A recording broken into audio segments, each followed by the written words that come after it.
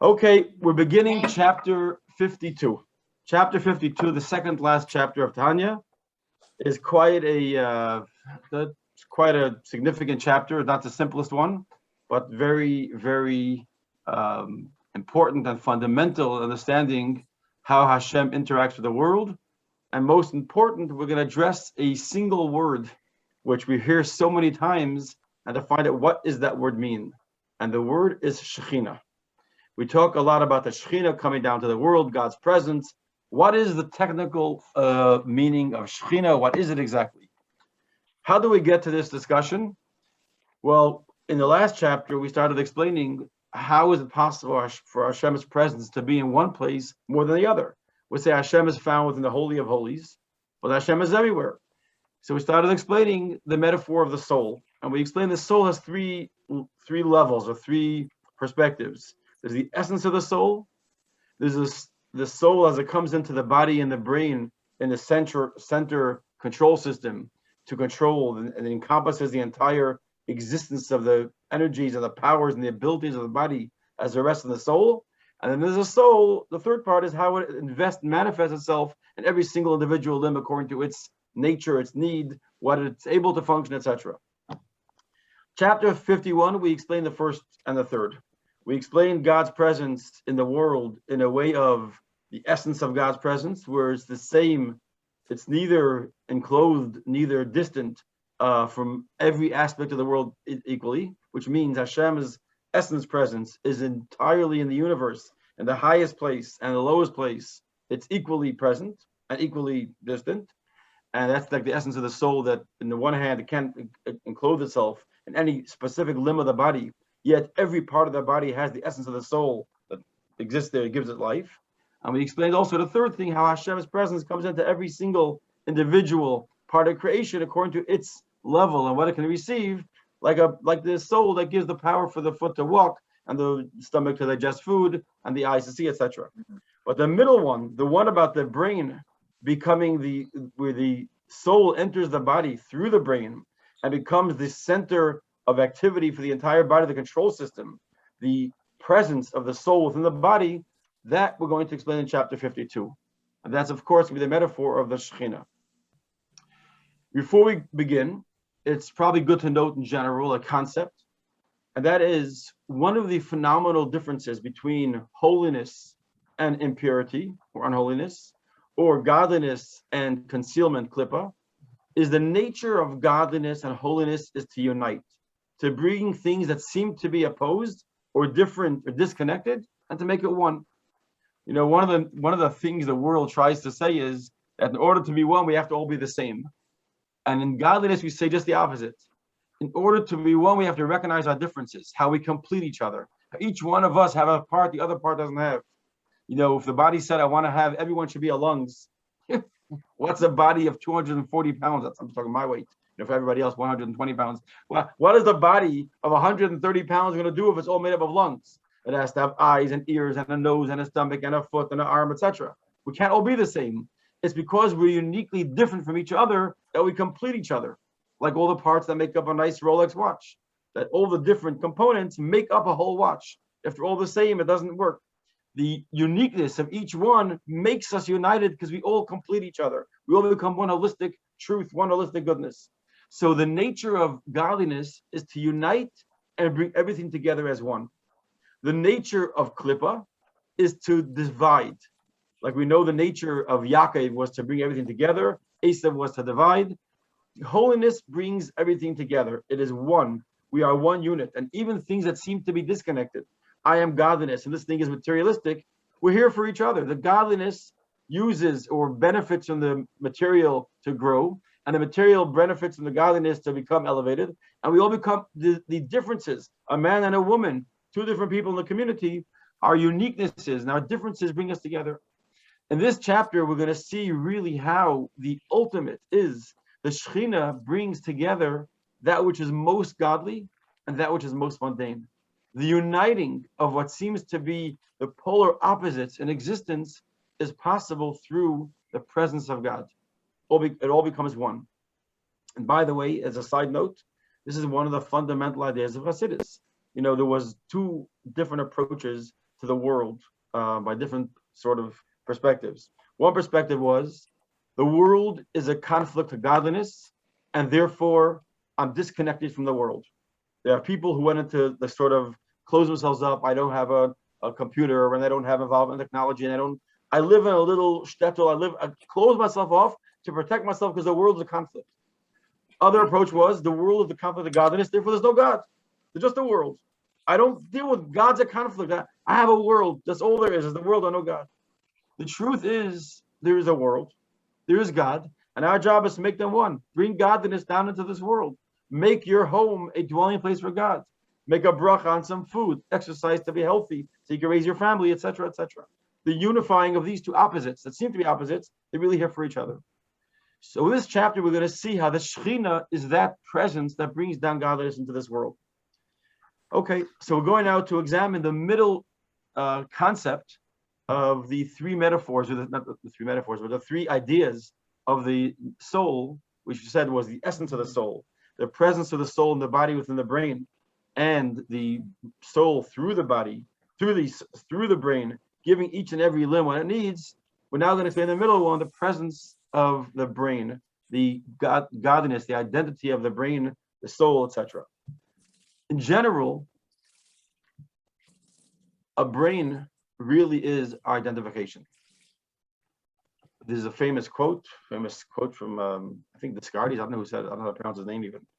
Descartes or some famous Descartes, who said, "I think, therefore I am." Meaning, who am I? The thinking self. That's who I am. Now, even though the truth is, I'm also my fingers and my arms and my legs. But where is that really found? In my mind, in my brain. We're going to get now to the essence of the brain, the mind, the self of a person, and how that is, on one hand, the truth of my identity. At the same time, it really extends itself into all parts of my existence, all parts of my body. Chapter 52, it's page 144.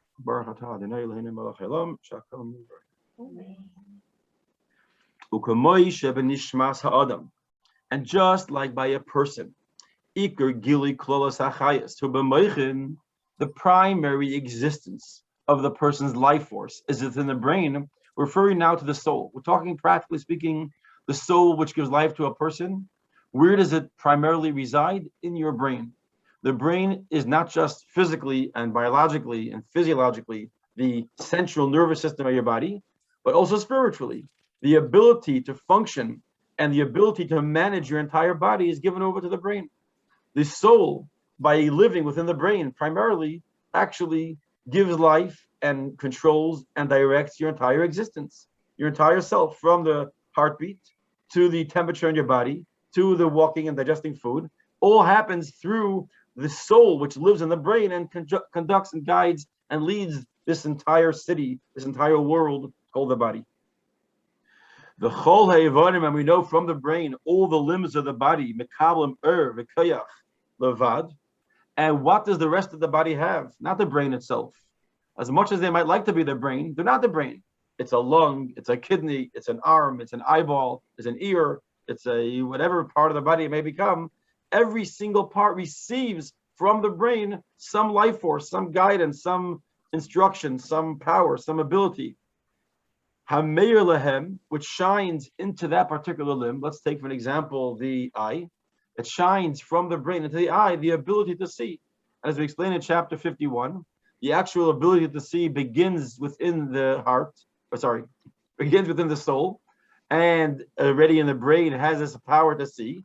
And that's actually where the power is experienced. It uses the eye as a tool to interact with sight. But it ends up being that where do you see it? Really in your brain. And it shines into every limb of the body from the brain. The same thing is true about God's presence within this world. Just to take a step back. One of the ideas that we explained in the very beginning of Tanya in chapter 3 and chapter 4 is how the soul is made up. The soul, we said, is made up of what's called the inside, the inner function of the soul, the identity of the soul, and what the soul or body does. What was that? We said there's the 10 powers of the soul. There's Chachma, Bina, Das, Chesed, Gevurah, Tiferes, Netzach, Hod, Yesod, Malchus. These are the 10 powers of the soul. This is who we are. This is our identity. And then is what we do, how we interact. That's machshava dibra maisa. Our thought, speech, and action is how the soul, that was chapter 4, how the soul interacts with the world.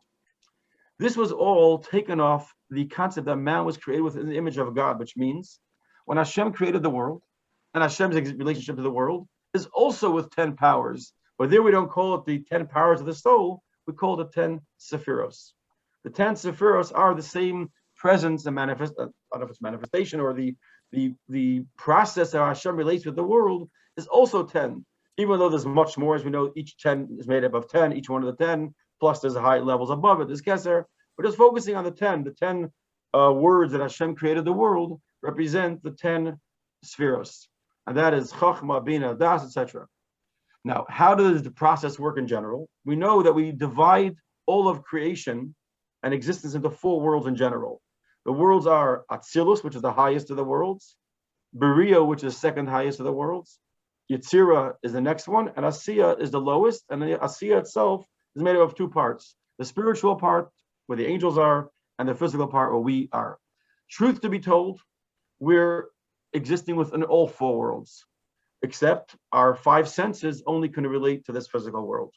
There really is the world of Atzilus and the world of Beria and the world of Yetzira. It's all going on here too, but we can't sense it, just like we cannot sense radio waves, even though they're all over the place. Where are radio waves? Where's the fax machine signal? Where's the Wi-Fi? We just don't see it because our senses can't communicate with it. But in truth, it's all here. Atzilus is here, Beria is here, Yetzira is here. But just to the benefit of making the points in the course of this class and studying, let's consider it like it's a vertical process going from above to below. Even though it's not accurate, it's all here. But just to make this point, we'll go like as if it's vertical. Which means, let's take the world of Atzilus. The world of Atzilus is made up of 10 powers. Also, there's Chachma, Bina, Das, and coming all the way down in Atzilus, the lowest, and not the lowest in value or importance or preciousness, the lowest in process. The lowest in process is Malchus. Malchus, just to know, is what we call, in general, Malchus is the woman. If you want to talk about the process of creation, you have Zah, which is the male, which is the first 6 emotions. Malchus, which is the final one, is the woman, the feminine, and that produces a child, that produces the next generation. The same thing is true in the process of Sephiros, that from the process you produce the next level. So from Atzilus, the highest of the worlds, when you get to the very bottom, Malchus produces the next world, which is Beria. Now in Beria, we start from the top again. So in Beria, if you wanted to go, so to speak, in order, so you have Chachma, Bina, Das, Chesed, Gevurah, Teferes, Netzach, Hod, Yesod, Malchus of Atzilus. And then we go down, so to speak, not really down, but to the next level of Chachma now of Beria. And Bina of Beria, Das, etc., going down till we get to the bottom level of Malchus of Beria, that takes us to Yetzira. In other words, there's a process from level to level, all 10 levels, and we get to the next, the lowest one, or the final one of that process, we go into the next world, which again starts from the top. That's clear. There's 10 spheres in every single world. When we say Shechina dwells, where is the Shechina? The Shechina begins in Malchus of Atzilus. So if we take the highest of the 4 worlds and the final process of that first world of Atzilus, the world of the realm of Malchus is where the Shechina is. And that Shechina rests there and begins to become the source for the next world of Bria, which is Chachma, Bina, Das, etc., the next world. So the Shechina, yes? I just have, whenever you're ready. I didn't want to interrupt you mid-sentence. My question is, these different levels, are we saying that each soul is going to attain these levels and that this is where we keep working towards attain all these levels? Does every soul have the opportunity, or is it the idea that we are going to, relive and reincarnation just to achieve the highest, to keep going up in level, or not? I'm just trying to understand.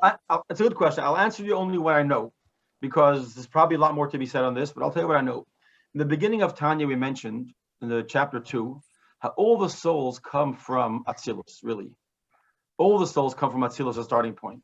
The difference is, do they make it to this world and to our bodies with a process that modifies and changes its existence and identity, or does it come straight? So for an example, we say there are certain souls that are the souls of Atzilus. Those souls means everyone starts in the same place. The essence of each soul starts from the highest point, from God himself. It's just that they wait from Atzilus to this world with like taking a direct flight in the first class from Australia to New York. You come as you left, refreshed and nice. Imagine you take, instead of the direct flight, you fly the milk run, you stop at 20 different islands, you're sitting on a bus, busy plane, half the time you're traveling in taxis and Ubers and changing airports. By the time you get here, you're a different person that left. You took the local, and it took you 4 days to get to New York. Now, you come from the same place, yes, but the one that arrived here is a whole different person that left Australia. So that's like the soul, when it comes down to this world, they all start in the same pristine state. When they get down here, do they finally make it here in a very modified and limited character? So the souls that most of us are called souls of Asiya, because what was a final stamp and effect that modified and sort of finished us? And you could buy scotches aged in rum, aged in bourbon barrels, aged in this. So the process has an effect. How you age, where you sat, what type of wood. This is the souls that come down to this world. So the first of all is souls all start in Atzilus, but we call them souls of Atzilus because they're the souls of the highest people. Most of the great souls are in Berea, and that's the highest point of angels. Most angels are found in Yetzirah. But again, these are the different places where souls come through in the process. Our goal, as we said, I think in chapter, in the early 30s of the Tanya, is to try and tap into those higher levels again. So doing a learning Torah or doing a mitzvah with the most proper and elevated in feelings, those are the wings that take the love and fear of God, that can take the mitzvah not just to the world of Asiya, but to the world of Yetzirah, and lift them up as high as possible. So our goal is to connect the actions into those higher realms. And what's the benefit? The benefit is, we'll see later in this chapter, that you actually didn't just go back to where you came, you lifted up the material world, the physical world, and you changed the world around you to a higher place. And therefore, you also change yourself by doing God's will and elevating the world. Not only did you do the process and you fulfilled your mission, but your soul comes to a higher place than it was before. So now, even though it would have been a soul of Asiya, now it goes to a higher place. It's a much more elevated soul. That's the short of what I can tell you on this. But the worlds around us, the presence of tremendous levels of greatness are all around us. And again, what we see is, depending on our senses, how in tune we are. We see the smallest, most little microscopic level of godliness. And even as was mentioned last time, even the highest worlds are microscopic. So imagine how we are, the lowest world, microscopic. But the bottom line is, the point I wanted to make is that the bottom of Atzilus, so to speak, when I say bottom, again, I don't mean higher and lower spatially, and I don't mean that it's less of a value. Malchus, another metaphor for Malchus, just to appreciate it, is explained elsewhere, is speech. We actually had it in Tanya, but we spoke about it elsewhere. Speech is also the level of Malchus. If you ever see those charts of the spheros, Chachma, Bina, Das, Chesed, it shows you everything is Chesed, Gevura, everything where it is in your body. Malchus is by the mouth.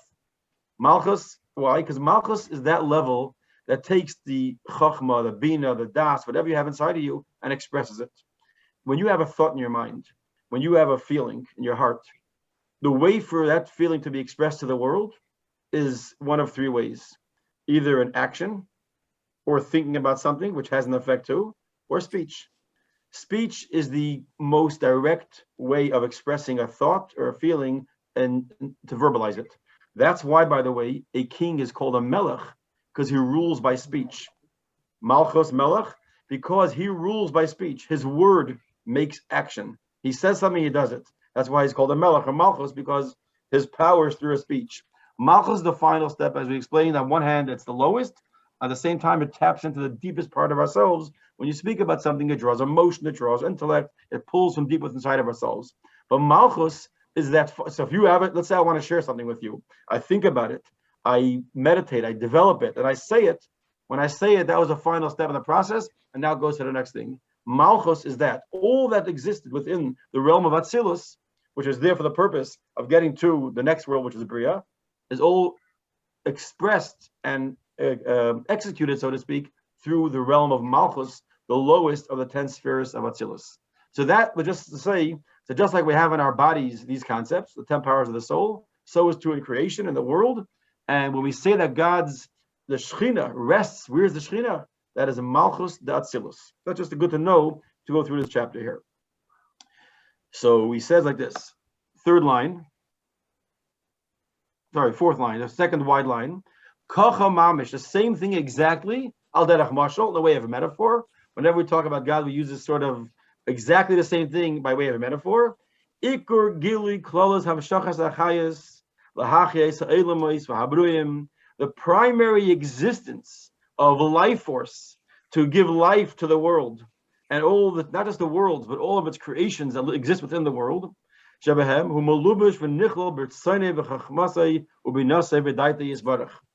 They are all living in the Chachma, in the Bina, and the Das, referring to here in Beria, as it comes from Malchus of Atzilus into the Chabad, Chachma, Bina, and Das. Again, it's a little technical, this chapter, but hopefully it's coming along. The three highest levels within the world of Beria is called the intellect of God. Very interesting. Just like we have intellect within our function, as a human being, we have two modes of operation. We have the cognitive, which is basically, as we explained in Chassidus, is Chachma, Bina, and Das. Chachma being conception, Bina being comprehension, and Das is application. That's all intellectual or cognitive. Then we have the seven emotional things. These are more in ourselves. We said about intellect, the less self you have involved, the more true is the intellect. It's the more objective it is. If you're not involved at all, if you remove self completely, that's the best intellect. I'm not getting emotionally involved. I'm not getting, subjective to my opinions. What is the truth of the matter here? Move self aside. Emotions need self. If you want to feel something, you got to be there. You got to feel yourself. How does this make me feel? So they're very opposite experiences. And again, the idea of Chassidus is to have mayach, intellect, and leiv work together. But within the person, mayach is the intellect, cognitive abilities, which is chachma bina das, the higher faculties, and emotions, which is really attraction, rejection, etc., are the lower faculties. So within the world of Bria, God's presence, where's God's presence? In the brain of Bria. What is the brain of Bria? Our brain is chachma bina das in our mind, in our intellectual, physical brain matter. With God's presence of his soul, so to speak, God's essence is in the chachma bina das of Beria, meaning in the cognitive, in the intellectual aspect of Beria. What is the intellectual aspect of Beria? What does that mean to us? One beautiful word, Torah. Torah is God's wisdom. Torah and mitzvahs is God's wisdom, and also is God's desire, God's will, the ratzain. So the Torah is the wisdom, the mitzvahs are the ratzain, the will. That's a deep part of God. A person is what you want, my ambitions, my drive, what I want. I want to live in California, which, by the way, I met Alex Gertel in California. It was so cool to meet him there. And the family at the bris was really nice. And that was, I know, one of his hopes to finally move there. That comes from deep within inside. You have the idea of living or doing or achieving a goal or what you want to achieve. And then you have all the details of the Torah itself, the wisdom. That's the Chabad, the brain of the world, or the brain of Beria. So where is God's, just like we said in the body, the primary soul lives within the brain of the person, that's physically speaking in the brain. God's primary essence self, where does it live within the world? We're just like in the body, the connective point of the soul and the body is through the brain. All existence, power, and life in this world happens through Torah and mitzvahs. Why is a person, it's such a phenomenal idea. This is like such a brilliant, fundamental piece, a kernel of truth in life. Everything we have comes through Torah and mitzvahs. It says Hashem looked into the Torah and created the world. That's what it says. I think I told the story in the past. If not, now is a very good time to share it real briefly. When the Alter Rebbe was in prison, actually, I think I told it just 2 weeks ago. When he was in prison, they came to show him the map of the, the map of the New World. He was able to see the map, what was wrong or incorrect in the map, based on his knowledge of Torah. Because everything in the world comes from Torah. And all existence comes from Torah. That's why you can say a chapter of Tehillim, and someone should be better, learn Torah, and you can protect the Jews in Israel. Torah and mitzvahs are the source of life and everything in this world. It all comes from, this is how people that had challenges and difficulties in life, through Torah, they were blessed. So God's investment or God's presence from the Shechina, which is found in Malchus of Atzilus, the highest world, on the lowest process, comes and through Torah, through mitzvahs, which is the brains, the chachma, the brain of the world. God invests himself in there, and through there comes life to the world. I'll say that inside. So just like you have within the body, that the brain is the main, let's call it the grand central station of the nervous system, the distribution center of the soul into the body, the same thing in the worlds, the Torah and the mitzvahs, which is the brain of the world, is the distribution center of godliness into all the worlds, which is phenomenal. The hachyes, habruyim, ha'olamais, habruyim, to give life to the worlds and all the creations. Shebhem hu melubish v'nichlo. It is enclosed and included. It's in God's chachma bina das. But if you notice, it also adds the word ratzain. Just to understand, ratzain usually is included in keser. Keser, the crown, is usually the world above Atzilus. So usually we say we have, or let's say before the 10 chachma bina das. What's above that? Above that's Keser. See, there's really a couple things that exist above our intellect, and that is what drives us, which is primarily Ratzain and Tainug.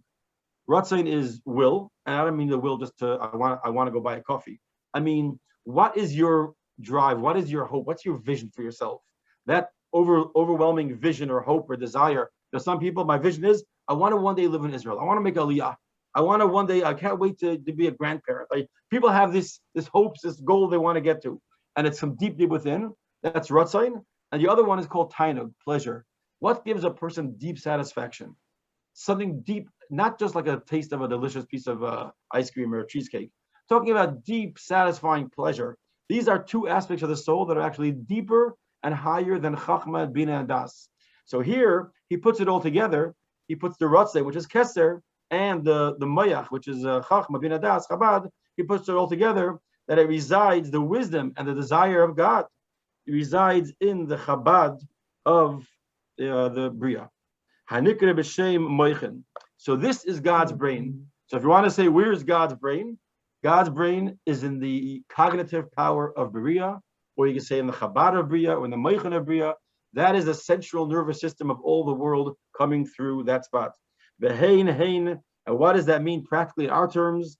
Those are how they are enclosed. That which is Torah and mitzvahs, that is God's investment of self, of the central nervous system of the world, is in Torah and mitzvahs.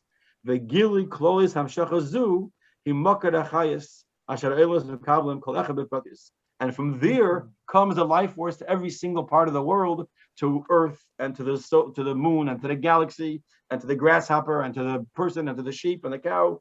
Every single thing gets its eventual life force from God's intellect, God's brain, so to speak, which is Torah and mitzvahs. So it's through Torah and mitzvahs that every single thing in this world is infused with life. So how does a grasshopper have life? Through Torah.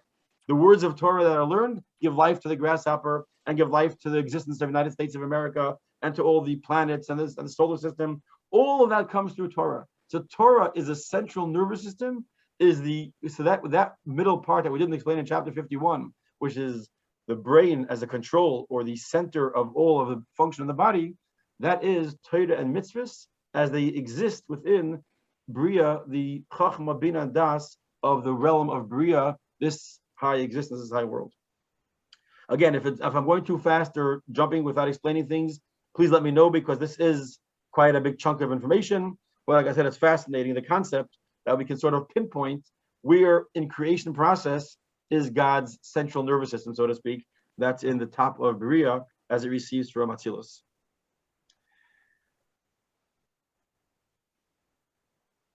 Rak. He said, but just know, just like when you're sitting in your home, how much sun do you actually have in your home? When you're sitting and getting warm, and it feels nice on a hot day, whether you're sitting here it's a little humid, other places where it's cooler, and you feel the warmth of the sun, how much sun do you really have? Of the actual sun, nothing. Because the actual sun, the orb, whatever that is, the ball, hasn't sent you down like water or like a flow. But the light of the sun, you're getting a very diminished light because it's 93 million miles away. Plus, there's the atmosphere. all the different layers. Hopefully the ozone layer is doing its job. There's all different things that are protecting and shielding us from the full strength of the sun. So how much do we get of the sun? The most minute part. If someone says, now I know how strong the sun is. Wow, I got a sunburn. You have no idea the sun.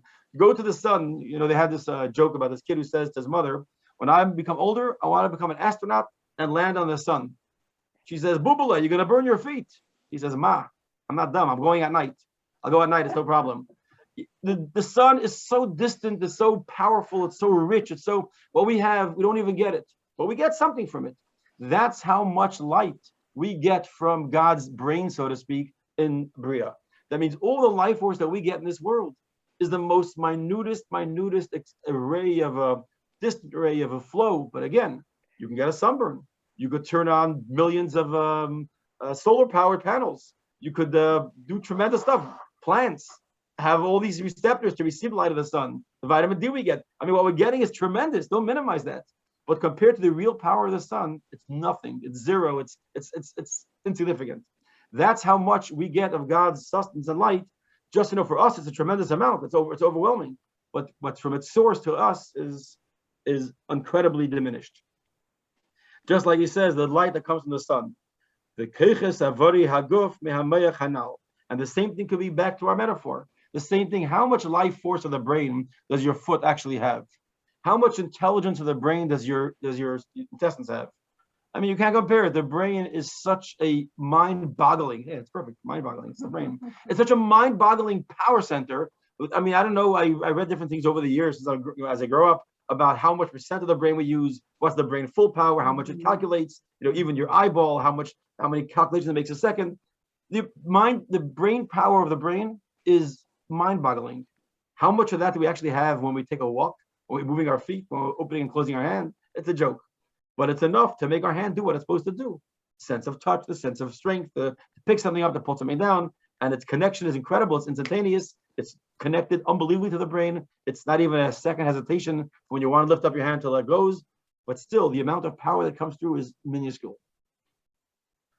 Now, the Alter Rebbe is going to give us 6 different expressions to describe this Shechina, this presence of God, and we'll conclude with starting the first 4, and then we'll see how much more time we have.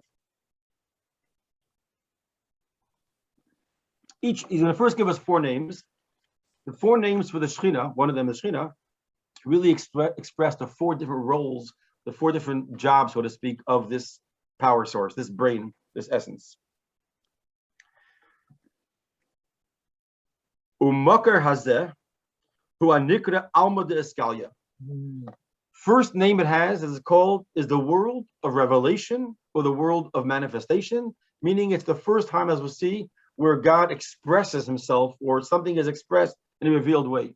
Obviously, revealed is limited, is relative. When you say something is revealed what? This is something which is the sun, 93 million miles away. This is the brain.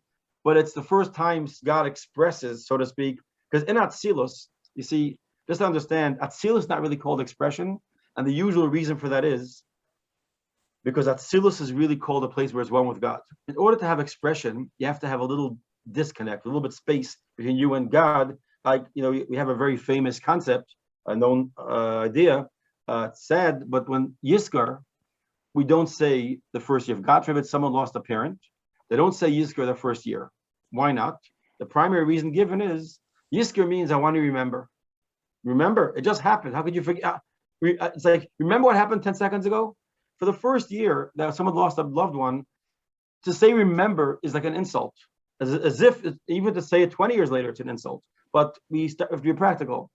To say that someone, I want to remember the person, they're still in my heart. I haven't even stopped thinking about them for a moment. So you don't say Yizkar, because Yizkar indicates there's a little bit of a disconnect. And I got to remember the person. So we don't say Yizkar the first year. It's sort of disrespectful. So we stay in Shul. We don't say it, then we stay in Shul. Same thing, to say God's presence is somewhere and express somewhere as if that's something further away. If I'm sharing with somebody, that means it's me and there's you, and I'm sharing with you. If God's sharing light, you can't say that in Atzilus. Atzilus, we say, is so one with God. It's actually called Atzilus, the word Eitzel. It's near, it's so close. You can't even express there the word I'm revealing there. So the first time we use revealing is Malchus Datzilus, as it leads into the beginning, the Chabad of Bria. So one name that it has is called Alma de Escalia, the world of revelation, or the world of manifestation, where it's expressed. Then we have Umatronisa. It's also called the Queen. And this is by why it's called the Queen, because they say in general, and this is something we can maybe talk next week a little more about, the Queen is very different than the King. See, the King, by definition, is aloof from all the rest of the people. The Queen is much more understanding unto the people and much more expressed in the relationship of a king and a queen. The Queen is much more expressive to the people than the King is. So she is in the realm of Kabbalah. The Queen represents that which is not aloof from the world, but which governs and guides. It's the aspect of king. It's really king and queen is really one entity within a God, within a power.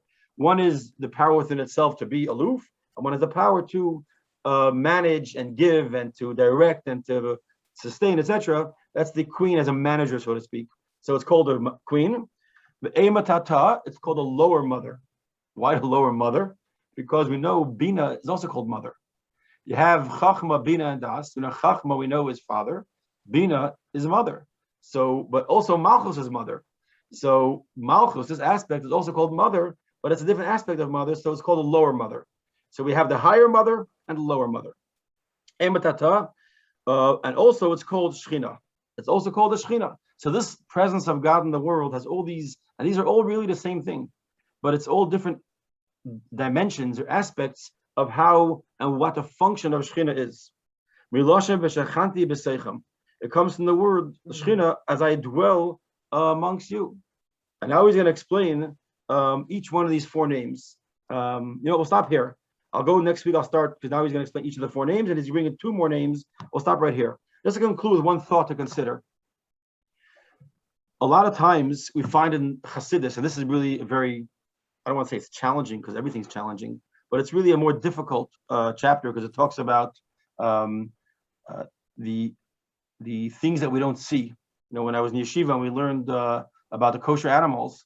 So nowadays they have all different YouTube videos and all different multimedia things to teach it. But we learned about kosher when I was in yeshiva 25 years ago. How did we learn about it? We had a book, and it said there's something called the lungs, and there's something called a spleen, and there's the intestines. And if you find a nail that's embedded in the lungs, or it's stuck in the intestines, and it's protruding, and there's bumps on the lungs, I have no idea what we're talking about. I never saw a lung. If I bumped into one, I wouldn't know what it was. And we're talking about it, learning about it, and we felt that's how we learn Hasidus.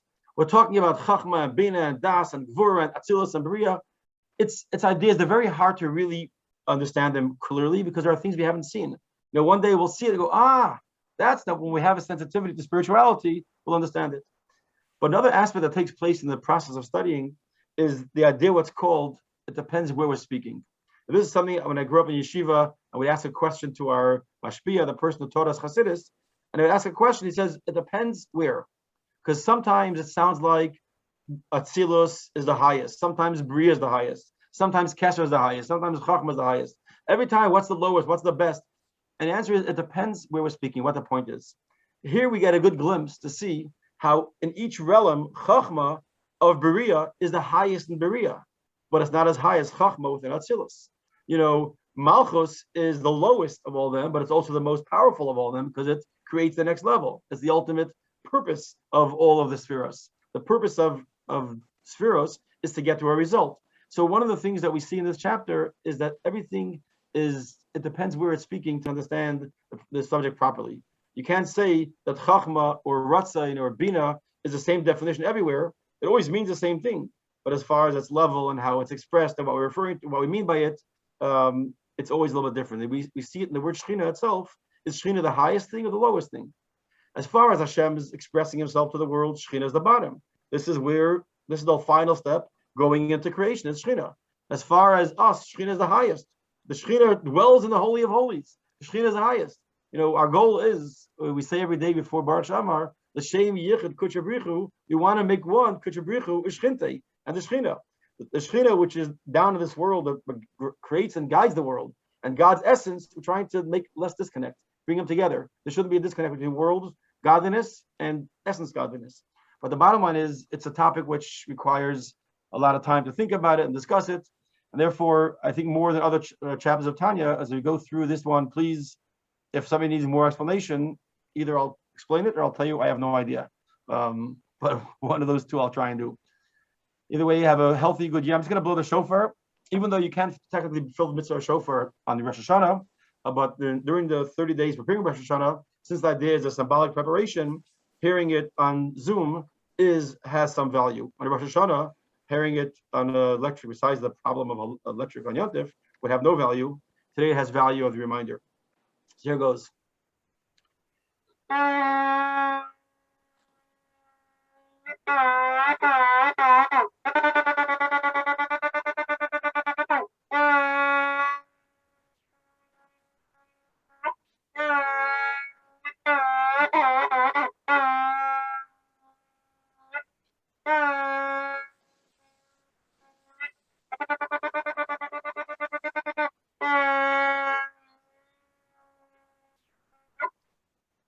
All right. Hopefully next week, same time, we'll continue.